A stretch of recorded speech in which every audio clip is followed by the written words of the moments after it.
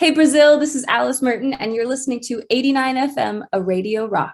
Fala galera, beleza? Eu sou o Wendell Correia e hoje eu vou conversar com a cantora Alice Merton para falar principalmente sobre o mais recente álbum que ela lançou chamado S.I.D.E.S e mais algumas curiosidades, tudo com exclusividade para 89 a Rádio Rock. So, how are you, Alice? Nice to meet you. Nice to meet you too. I'm good. Have you ever been in Brazil? No, it's the one place that I still really want to go to, and I'm hoping we can play there soon, that we'll get invited maybe to a festival But yeah, I'm really hoping we'll be able to come very soon. Yes, Joe, we love your music down here. Oh, thank you. Yeah. And you just released a new album. Congrats for that. It's an amazing album. I really mean it. Thank you. How was the process of writing and recording this album for you? I mean, it was on the one hand, it was actually really relaxed kind of because there was nothing else to do during COVID. So I felt like I could just write about everything I was feeling. On the other hand, I went through a really shitty time in my life, and I really felt like I couldn't get out of this hole that I had somehow ended up in. And so it was kind of like a mixed bag of emotions, because on the one hand, I had all this time suddenly to then actually work on the next album, which I didn't feel like I had for the first album. And on the other hand, though, it was just like what was happening in the world and in my personal life was just, very traumatic for me. And do you used to write the lyrics first before the melody? It depends. I write a lot of lyrics down and I know that they'll become songs. But then when I get to the studio, often the melody then inspires the rest of the lyrics, or like how the lyrics are put together. It's like a puzzle kind of where you're just sitting there for hours piecing it together. And you also have a lot of songs that has a strong bass line. Is there any particular reason for that? Do you are a fan of bass? I am a big fan of bass lines, but I think that just developed automatically when we were writing the songs in the beginning. And I just like how everything's very sparse in the music. I like not filling the production with too many details sometimes. So sometimes I think the less, the better. Like I really like to strip it down to the organic instruments of like a bass, a guitar, keys, and I think that can be a lot of fun. And how many instruments do you play? I only play piano and a little bit of guitar, and I used to play the clarinet, but very badly, so I'll probably never play it on stage. And you wrote around 40 songs to the album, is that right? I wrote a lot of songs for the album, yeah. It might have been around 40. How did you decide the 15 songs that made it to the album? For me, it was just the storytelling, so it just made sense chronologically, and there were certain songs that I knew from their message I wanted to put into the album. So yeah, it is really a storytelling, because the beginning you say, oh, something's not good in this relation, then you start breaking up, and then the end you say, oh, I'm done, I'm happy now. Is that the idea, right? Yeah, kind of. It's it's whether it's like a friendship or a relationship. For me, it was kind of there were kind of two components in this album. One was like a friendship that kind of ended very abruptly, and one was a relationship, and they kind of mixed together to this feeling of just feeling let down and feeling like someone's kind of disappeared from your life, but also at the same time someone hasn't respected the love that you've given to them. So you kind of go on this self-exploring journey of figuring out how to be yourself. Like I felt very dependent on these people for a long time. I'm someone who grabs on to things and people, and for me it was very upsetting to suddenly not have them in my life anymore. Yeah, and so especially on the song 100 Stories, looks like you are talking to your own self. That was the feeling I have on the song. Is that right? Kind of. I mean, there's definitely points in the song where I felt like I was talking to myself, but it was also inspired by a friend of mine who also had traveled the world right after he finished school for a whole year. And but there are certain points in it where I do kind of reflect on my own life of being on tour and changing kind of like some of the lyrics are based a little bit on my life. And do you have a favorite track on the album? Blindside is one of my favorite tracks. What means this song for you? Blindside I think it's a funny song. It's very satirical because it's like such a happy melody, but a quite traumatic and dark topic of feeling like someone's oppressing you and someone's like putting you into a corner and putting all these ultimatums on you, and you feel threatened. You don't feel treated with respect.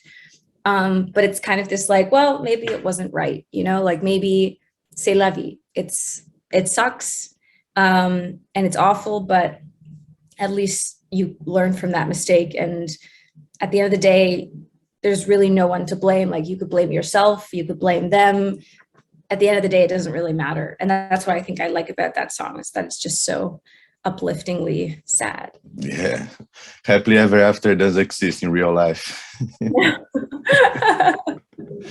And I was reading some of your interviews. You choose the song Same Team to introduce the album. Is that right? Same Team basically is like a big part of like the origin of the album, I feel. I think it talks a lot about the origin of where everything started and why the album went in a certain direction. And did you really go to Mexico? I really did go to Mexico, yeah. And wrote a lot of songs over there? I didn't, so this was before the pandemic happened. But I didn't know. We were playing a festival there. We played a festival called Corona Capital just before the pandemic happened. And yeah, but yeah, that event actually happened. And the song, The Other Side, the last track of the album, I know it's a special song for you. And it's about being on the other side after all you're passing through the dark times. Any advice to someone that is living these dark times, that is watching and listening to this interview now? I think my biggest advice would be to remind yourself that even in the darkest of times, and if everything seems hopeless and you don't really see a way out of it, there is a way out, and you will feel better at some point in your life. And it will take time and it will take a lot of work. But I think it's important to remember that there is still hope, and to kind of just focus on that. Because I'm someone, when I'm in like these down phases, I really feel like everything's just hopeless and I can't see the light. And so for me, this was like a reminder, like a help reminder of telling myself like, and that's what the same thing with breathe in, breathe out, where I say like, trust me, I just know that you're going to be fine. You just have to kind of trust the process. Yeah, and the music is always there for us. And do you have a favorite band or singer that you listen to when you're passing through these dark times? Do I have a special, not exactly a favorite, but someone that says, oh, I know exactly what she or he is talking about? I think, one singer or one songwriter that's always helped me is Regina Spektor. I love her music, so I think she's always helped me out of those dark times.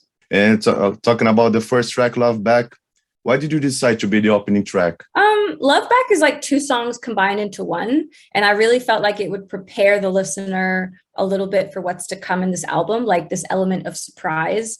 I think a lot of people might have thought that this album would sound like the first album, which in my opinion, it doesn't. But I think that's always a big part of me, is kind of experimenting with styles and mixing styles together. I feel like because I've moved around so much and developed so many different tastes in music and style wise, I feel like it's very difficult for me to stay in one lane.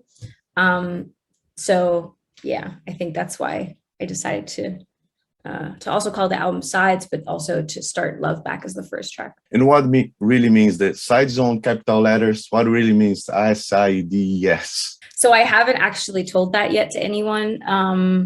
The reason being, I wanted to keep one thing private, because I feel like when you share an album, you're opening up your soul, you're opening up your diary to the whole world. And for me, it was kind of, I like the idea of knowing that I'm the only person who knows what it means. So I'm keeping it a secret for now, but maybe in a few years. It's all right to do that. And the art cover, your face melting, who has the idea to create it? I saw the idea. So there's a Turkish artist, his name's Aykut, and I saw this painting where he did something similar, and I texted him and I was like, hey, I love your art. Do you think you could paint a picture of my face where it's melting into the table? And he's like, yeah, sure. And so he painted that, and that was That was it. That was the album cover, and I fell in love with it. I loved it because it just describes how I felt for so long. Yeah, it's great. Thank you. And the song Vertigo, the intro is you counting you 1, 2, 3, 4, the same as Vertigo songs by U2. Is that something you did on purpose? Starting counting 1, 2, 3 as Bono sings 1, 2, 3, 14 on the song? I don't think that was on purpose. I think the producer who I did it with just kind of did that by accident, and I heard it and I was like, this sounds super cool. Can you keep it in there? And he's like, sure. So yeah, I thought it was because of U2 songs. Oh, she did I it. see, no. So what means this song for you? Vertigo talks a lot about like anxiety and fear and the feeling I'd get before I go on stage, and it kind of describes this club night that I went on, but I didn't actually end up going in the club because I was too terrified and I didn't like being in a small room with lots of people. So I took a taxi home and it was a very underwhelming night. But then in the song, I imagined what it would have been like if I'd actually gone in, and all the characters I would have seen, because it was in Berlin, and Berlin has quite a crazy night scene. And so I wanted to make it very spooky. Also, the video is quite spooky, quite end of the world. So yeah, that was fun. Another song that also has a video, Hero. What means the song? I really love the verse. Sometimes I wish I was the hero in a story. I think everyone thought about it, especially in our relationship. What means this song for you? I think when you're with someone and you see them falling or you see them having a difficult time, but they're not open to letting you be that hero, it's very exhausting, because you love them and you want to, and you care for them, but at the same time, they don't want your help. They don't want your affection. And for me, it was kind of the situation where I felt like I was wasting my time, but I also couldn't stop not wanting to care about that person because they were just a huge part of me for so long. And separating yourself from that was very difficult. So yeah, it's impossible to help someone that doesn't want our help. I know that. It really is. And it's also just mentally so frustrating, because you just, and you think to yourself, like, how long can I do this for? You know, like, I keep trying, I keep wanting, but you keep pushing me away. And so, yeah. And do you have any ritual before a show? We like to kind of, me and my guys, my boys, my band, we kind of like to just huddle up and kind of feel connected in different ways, so that we're kind of in sync on stage. But I do vocal warm-ups. I do like stretches so that I don't pull a muscle. Yeah, really boring stuff. Nothing like extraordinary. What do you need to do to keep touring? Why do I what? No, you do the things that you need to do. I see, yeah. Be able to perform. Exactly. So you try and keep it sustainable. You try and keep like your body healthy so that you can continue doing it, you know? And I also read an interview, you had the opportunity to hang out with the guys from The Killers, and then you fall asleep. Did you meet them again? No, I haven't met them since. And I fell asleep. I know, worst day of my life. Best day, I got to see them perform, but yeah, missed my chance on meeting them and asking them all my questions. But you will. Soon. Maybe. One day. Hopefully. Thank you so much. Thank you for your time, Alice. Thank you. Thank you for the lovely interview. Thank you so much. Look forward to seeing you in Brazil. Please come here. People love you here. We absolutely will. And we wanted to for so long. And I'm trying to get my booking agency. They've said apparently it's very difficult to get concerts in Brazil at the moment, just because of all the artists that are like now were supposed to play there for the past 2 years. So hopefully, fingers crossed, next year, I really want to get booked for a festival, for Lollapalooza, or for any festival, even if it's a small one. I want to come so badly. So they're waiting you. Yes, I am too. I am too. Thank you so much. Have a great day. Thank you. Bye. 89, a Rádio Rock.